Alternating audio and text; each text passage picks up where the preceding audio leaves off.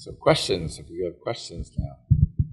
I'll start as people think of there's this, for the J&J activities, how did you pick those topics and how do you decide where to put them? Some of the topics, you will have teams sitting around under what is called the J&J Sustainability Task Force, and basically they meet on a regular basis and do select the areas. So, for example, the Gateway to Healthy Community and the Healthier Kids project. That's basically is an outcome of one of those committees saying this is an area we need to address the unmet need. And that's what we need to go over. So some are through committees. Others, for example, the targeted ones or the intentional ones that are linked to goals, that does require the business leaders to sit around the table. How are they going to be able to offer that type of pharmaceutical support for millions of people? Certainly does come at a cost, but it is also part of the strategy of reaching out. So some comes from the business unit and comes from corporate, where you do have a sustainability task force that look at what's possible, what's not, and where our interest is, but what's our key, the 3 goals that we have to go after. Great presentation. Thank you very much. I'm Jose Montero from New Hampshire, past president of ASTO. This morning, we heard that it's difficult at the local level to engage with corporate. Now I am listening to corporate telling us how they are engaging, and I'm not trying to create controversy with the previous speaker. So how do you do it? Where is the operations manual to get the communities to be able to engage with such big companies?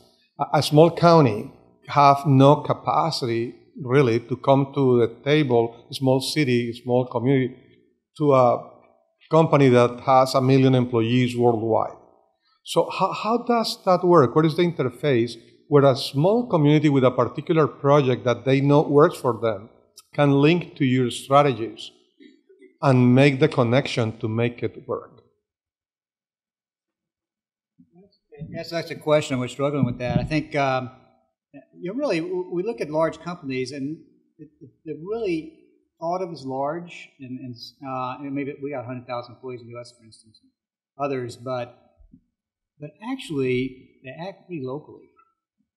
Each site manager, each business area, each division, they're responsible for the productivity of their employees and all the supplies and output and so on, the economic health, so to speak, of the site.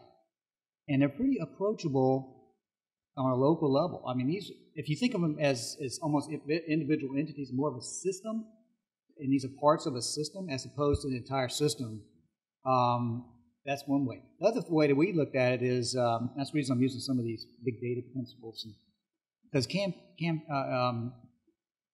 health, like politics, is local. We're seeing that. For years, we've been involved with health promotion. Vic and I passed across many times along these lines. We're very, very fervently interested in this. I think the idea is, the health promotion by itself, just telling people what to do is not working. We're seeing that now. And as our data comes in, health is not necessarily improving just because we're telling people to do so. It takes a social and built environment and so on determines the health. So we're taking a different approach.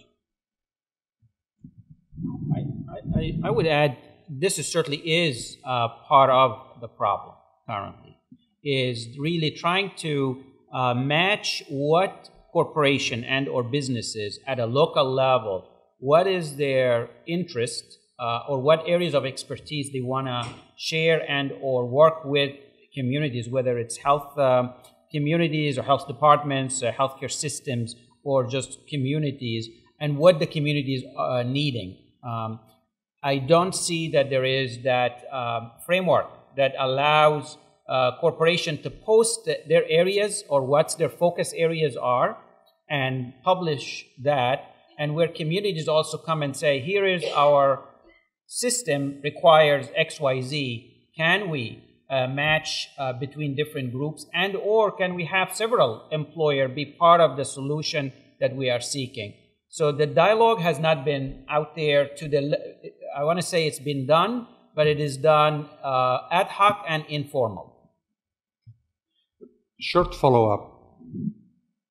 Because the size of your corporation, when you look at your chain of suppliers, have you considered contracting or partnering with companies that have your philosophy?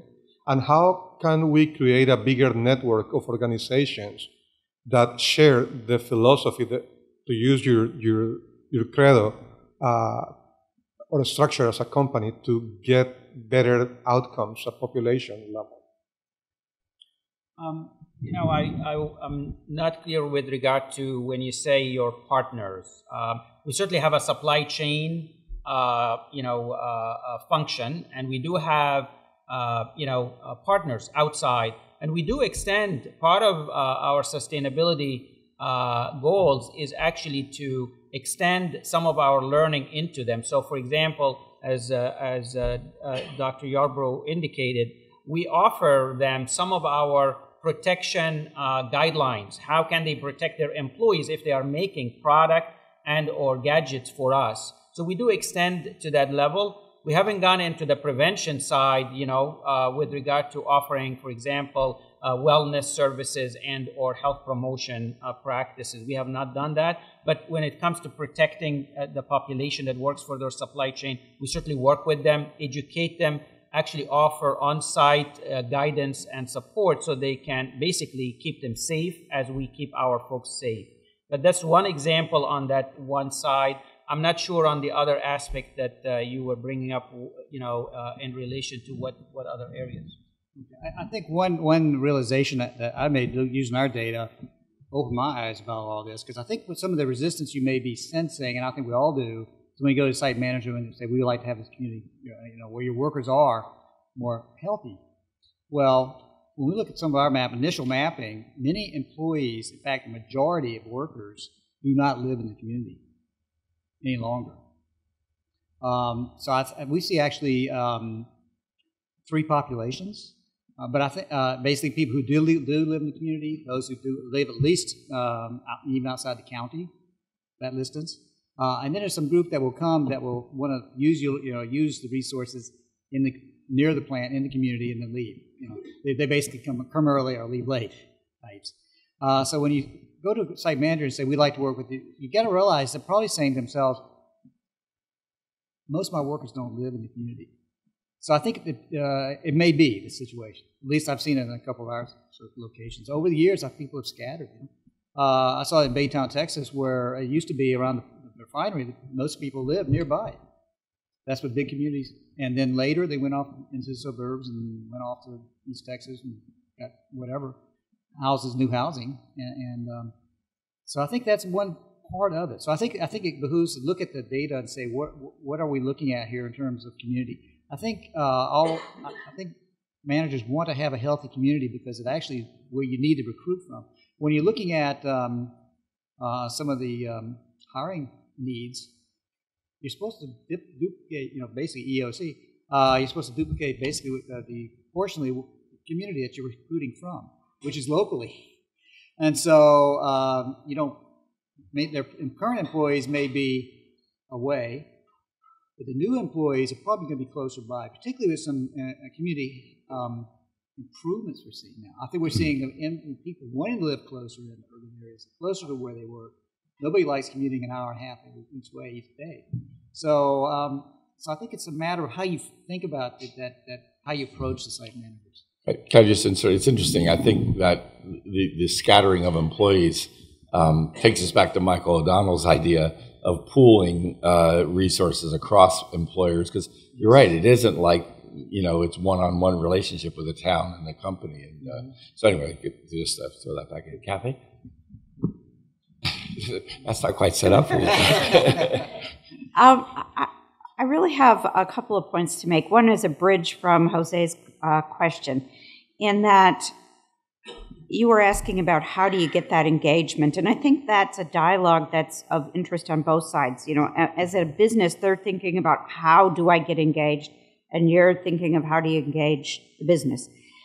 And I noted with interest that the Lockheed Martin examples of the 4 community examples where they are engaged in communities are groups where there was an existing initiative or a framework. Like one community, Fort Worth, has the Blue Zones effort going on already that was instigated by others, and others are multi-stakeholder groups that have an integrator function.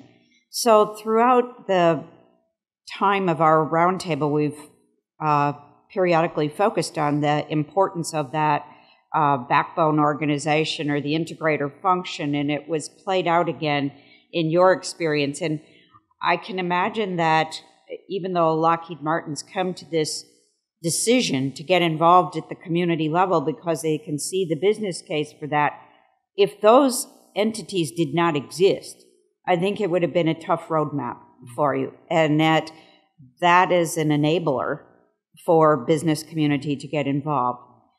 So contrast that with FIC in your experience. But I was also reflecting back to the keynote this morning. There's been a lot of controversy in the literature about health promotion and corporations and whether it works or it doesn't work. And it's been hotly debated and contentions that it doesn't work or it does work. But it's really been about so many times people will say they have health promotion program, and what that means to them is they have a health fair once a year. And then other companies have what is truly a comprehensive effort across all dimensions of wellness and all different types in a cultural effort, and so something radically more elaborate. And when I see the same thing in this sort of community intervention, one of the things illustrated by the Blue Zones was how comprehensive it was, involving every sector, involving even the consumer, the public, and involving the business communities, the civic leaders, and virtually every part of the community to get those kinds of significant breakthroughs. And I think that's another issue I'd like you to comment on, is this contrast. I mean, we can do an action in a number of communities, and whether or not that's sustainable or has the significance of impact. And so the points I'm trying to link together are the integrator function or the backbone organization in a community, as well as the comprehensiveness of the effort at the community level. And thinking about that with the parallel to worksite health promotion, if you've got just one thing happening once a year, it's probably not going to really make a dent. The same thing at the community level. If there's an activity with one subset, the whole community is probably not going to be transformed. So can you reflect on your experience of this connectivity in that framework? Yeah, I think when I use the term "we," I was thinking of it very broadly, which includes the not so good programs. Because clearly, what we have seen when we have really good health, well done, well constructed health promotion campaigns, they have worked, both in participation and actual results. But it's hard to put those together and have it sustainable and also scalable.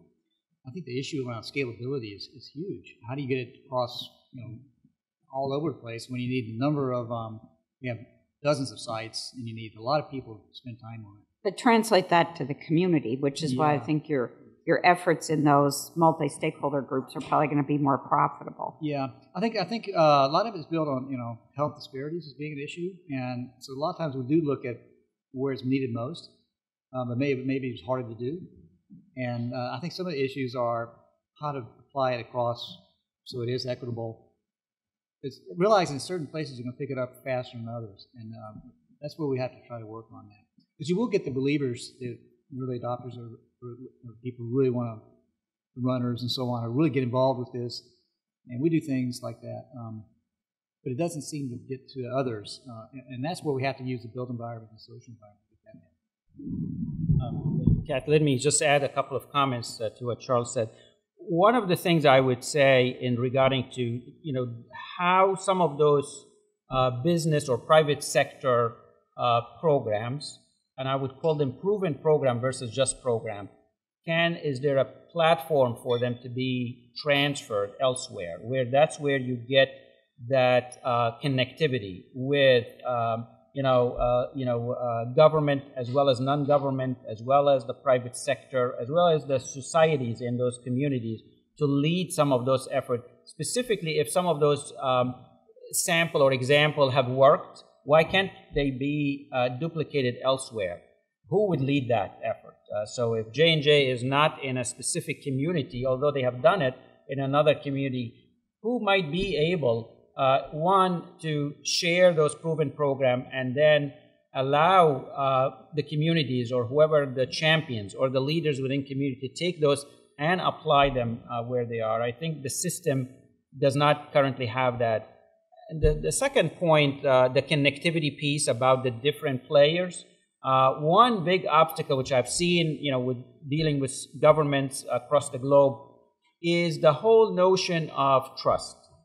Trusting, the private sector, that you must have an agenda, a hidden agenda that you're not sharing yet. That's why would you want to be involved in community health? Why do you want to be involved in some of those areas? There must be something beyond what this looks like.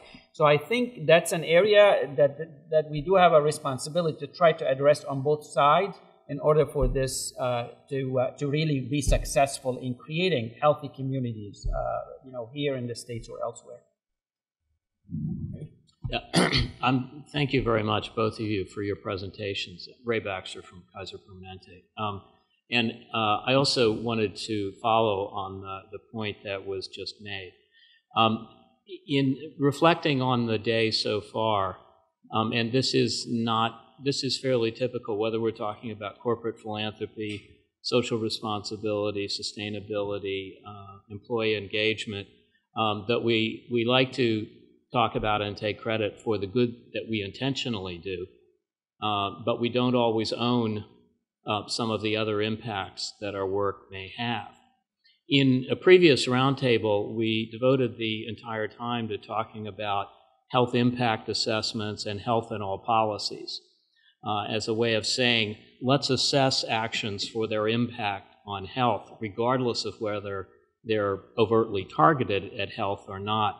So what I wanted to ask you is how you would feel about a framework for business in health that is sort of health in all practices or health in all business practices, that would be a framework that would look at what are all of the impacts on health that an organization has. Its hiring practices, its sourcing practices, its practices with relating to waste or environmental impact or so forth. We sort of have some frameworks like that on the sustainability side. I don't think we do on the health side. So I'd just like your reaction to that idea.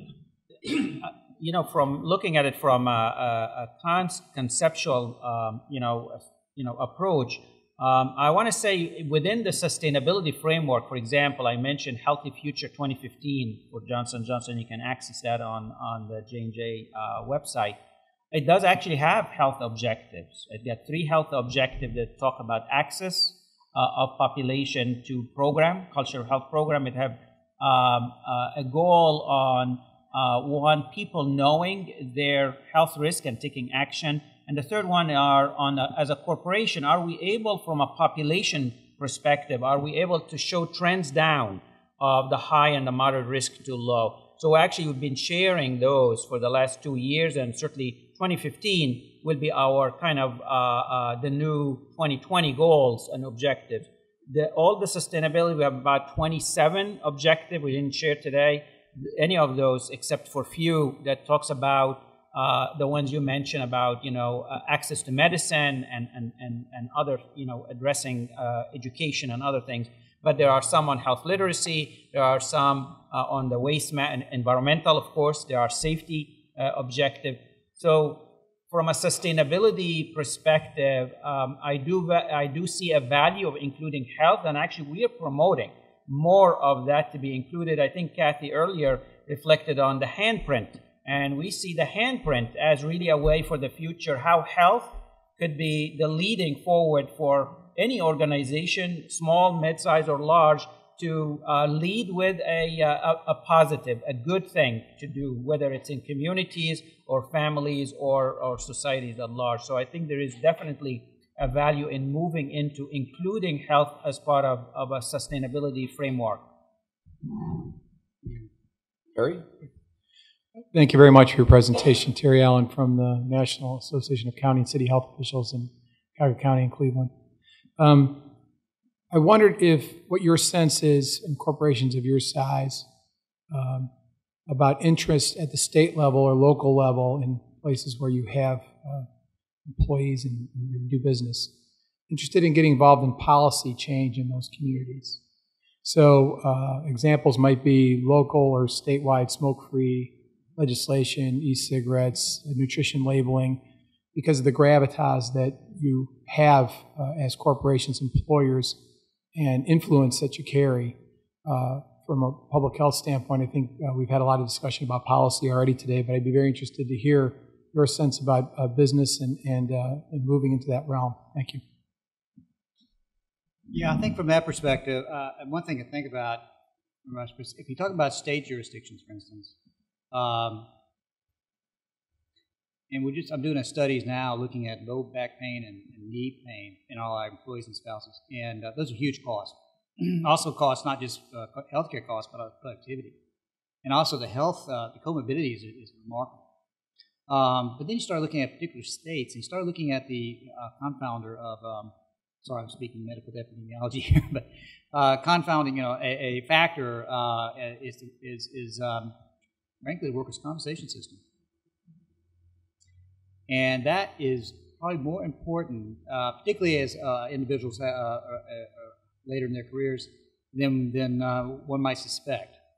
And so if you think of it from a state, that's a jurisdictional issue, because every state is different for workers' comp, how they do it. And disability and not being at work is not only bad for individuals in most cases, because they do better when they come back to work earlier, usually if it's safe, but also very costly. And it's almost the disability system, including workers' comp, is a big deal and varies by state, which has to. You look at why some of the incentives, I mean, if you get more money being out on workers' comp injury than being at work, it's not a heck of a lot of incentive to go back. And I think we're beginning to measure those not only the injuries but also the cost and how fast people can come back to work safely again. That's where I think we have good professional. Those are accessible through the American College of Occupational Medicine and others. Have people come back safely. It's the Dane Black in the UK. The UK is looking at this very seriously in terms of disability and being out for weeks for things that might not necessarily require that medically, but there's these other influences around. So one thing that I think about is look at the workers' compensation system.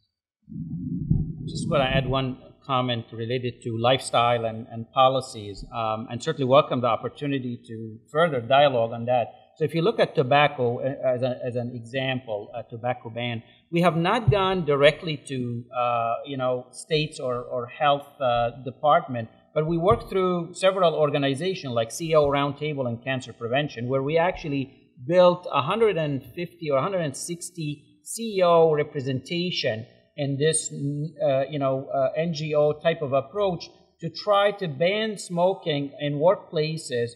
And currently we have an improved benefit coverage for cessation, as well as really ensure that wellness parameters are there, and we have an accreditation process for employer groups. Right now we have, and this is at the highest level of any of those employers, small, mid-size, or large, where they want to be accredited to be gold standard.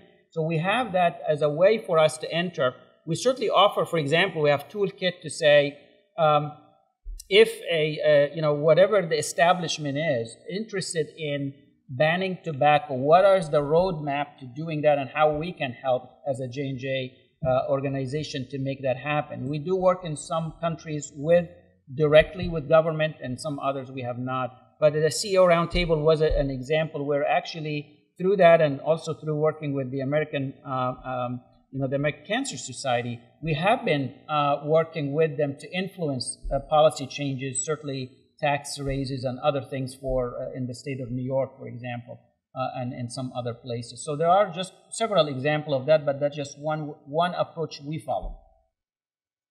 So, one last question, sure. You have a question? It may be really a granular question, but I am wondering, how do you, in the U.S., go around the negotiation for your health insurance for your employees and the families, and how do you connect your health plans with these activities? We have been having in this country a discussion of how do we pay for health promotion, disease prevention, or community engagement activities. And how are you connecting the financing of that as a healthcare cost, and how are you analyzing the benefit of that as it relates not just in savings but in overarching outcome to your huge power for health insurance purchasing? Well, it's a great question, and I have to say, whether good or bad, we have not actually incorporated our health and wellness offering and programs into our benefit planning. The only thing there is a benefit plan design, a discount, which have been since 1995 to encourage people to participate in our program. It's a carved out, meaning it's really delivered internally through our own subject matter experts, as well as our own teams that can deliver health and wellness program to J&J population. And we've been able to definitely measure and publish data on performance. And we actually have shown the impact on healthcare costs, not to reduce it, but actually to slow the rate of growth of healthcare costs for Johnson & Johnson in the U.S., as well as cost of pharmaceutical, where we were growing at 1% percentage point, while our comparative group was growing about 4.7%. So we've been seeing the effect, but we don't use the health plan as the arm that deliver those services to us. We do. So just if you send me an email, I can explain that to you. But we have built our health plan around just what you asked, and metrics and everything else. So that's most of what I do. Okay, well, I'd like to close. We'd like to move along to our next panel, so we have time. But I'd like to close by first thanking Vic and Charles to really educating us about how you think about it. And then I also wanted to point out that the Public Health Institute, Mary Pittman, one of the members of our roundtable, they've just published this thing called Prevention Means Business, and there's copies of it out on the table, and it really talks about the logic of some of the things you've heard here and how to convince more businesses to do these types of activities. So I urge you to pick one up. Thank you very much.